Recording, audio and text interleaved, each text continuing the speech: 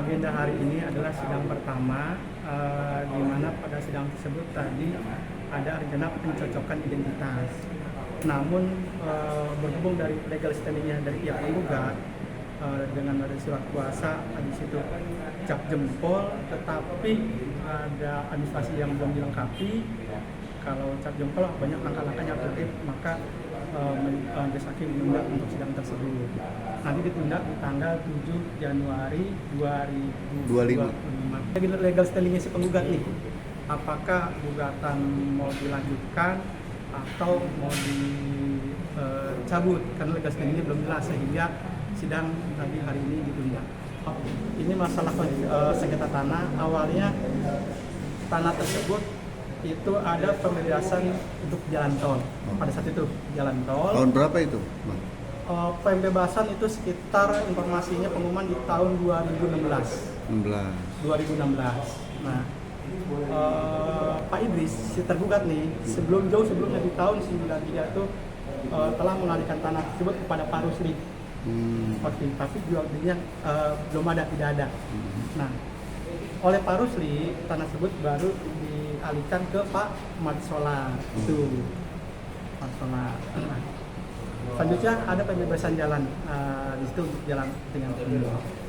Nah, di sini berhubung suratnya masih atas nama Siman Nganing, Pak Idris selaku ahli warisnya, sehingga uangnya tersebut dikonsignasikan ke pengadilan sini sebesar 3,3 M.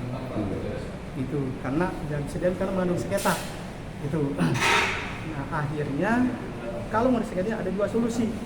Pertama, melalui putusan pengadilan yang berkaitan tetap atau melalui perdamaian. Saya perdata untuk memastikan siapa pemilik yang sebenarnya di atas tanah tersebut, nanti dialah yang bisa mengambil uang konsignasi tersebut. Itu. Bukti-buktinya adalah girik. Semuanya sampai saat ini giriknya masih atas nama Siman Nganing, ahli warisnya adalah Pak Idris. Sampai sekarang ini belum dibalik nama karena memang belum ada AJB.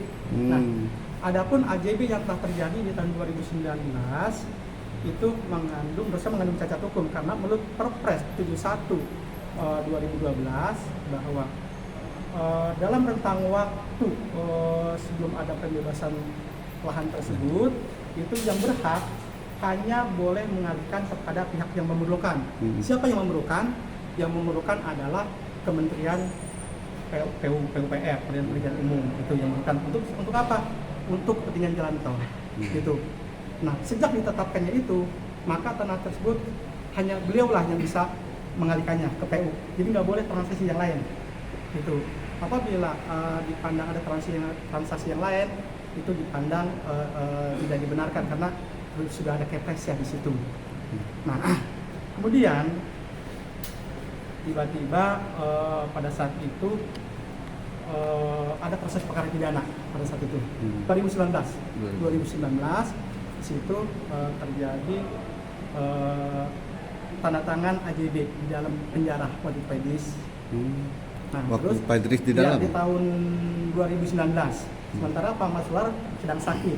Sementara kalau akte jual beli di hadapan PPAT itu harus di hadapan PPAT, harus di hadapan pejabat yang berwenang, harus dibacakan itu. Itu nggak ada gitu. Satu sisi sedang sakit, satu lagi di penjara. Terlebih lagi tanah tersebut pada saat itu sudah dikonsignasikan, artinya sudah dibayarkan untuk kepentingan umum, sudah bayar. Nah, seharusnya pengambilannya dengan dua cara, yaitu melalui putusan pengadilan atau melalui perdamaian, bukan melalui akte jual beli, karena jual beli sudah ditentukan tadi hanya kepada pihak yang memerlukannya, pihak lain nggak boleh itu. Nah, kalau terjadi akte jual beli, tanah itu sudah jadi jalan tol pada saat itu 2019, jadi objeknya udah nggak ada, objeknya karena udah jadi jalan tol.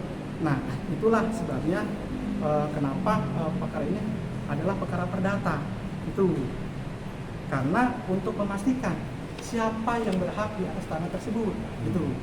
Tapi Bang, ini kan terkait tanah ini kan sudah objeknya sudah jadi jalan. Tanah itu terjadi jalan tol, ke si panitia kan PUPR dalam rangka membayarnya kepada siapa kan gitu. Membayarkan uang ini kepada apakah ke Pak Solar atau ke Pak Idris. Nah, tanah ini mengandung sengketa, surat-suratnya masih atas nama Pak Idris, Pak Idris. sehingga tidak bisa diambil oleh Pak Mas Solar. Gitu. Begitupun Pak Idris, gitu. Pak Idris itu tanahnya diklaim adalah itu punya Mas Solar, jadi mengandung sengketa nih, gitu.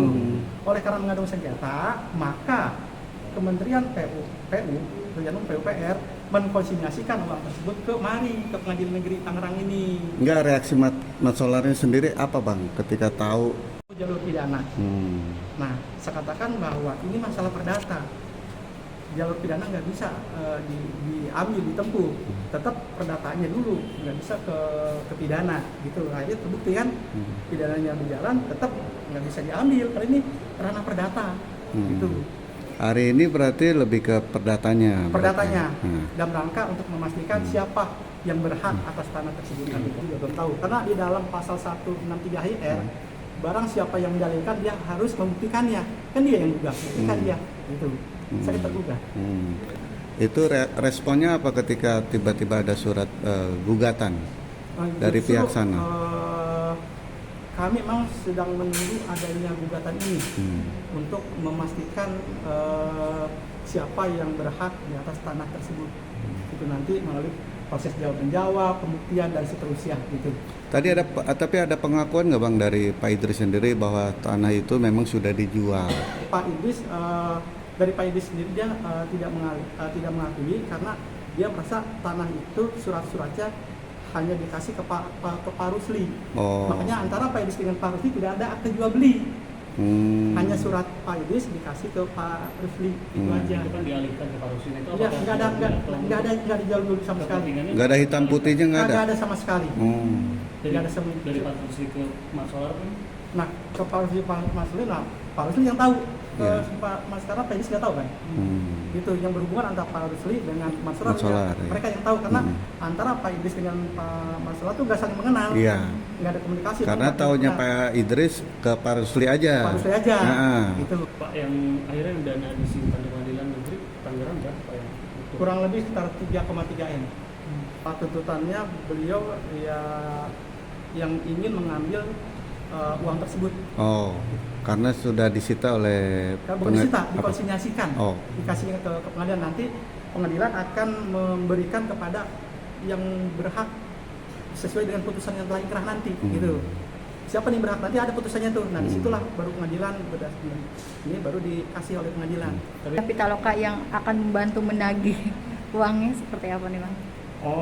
Mengenai itu, kalau pengambilan uang konsinyasi itu berdasarkan Perma nomor 3 2016 itu bahwa penyelesaian pengambilan uang konsinyasi cuma 2, yaitu harus berdasarkan putusan pengadilan yang telah inkrah, kedua atau melalui perdamaian. Dengan cara itu, gitu. Di luar itu ya susah. Gitu. Tapi sebelumnya udah ada perdamaian Bang, sebelum masuk ke sidang ini? Belum ada perdamaian sampai saat ini.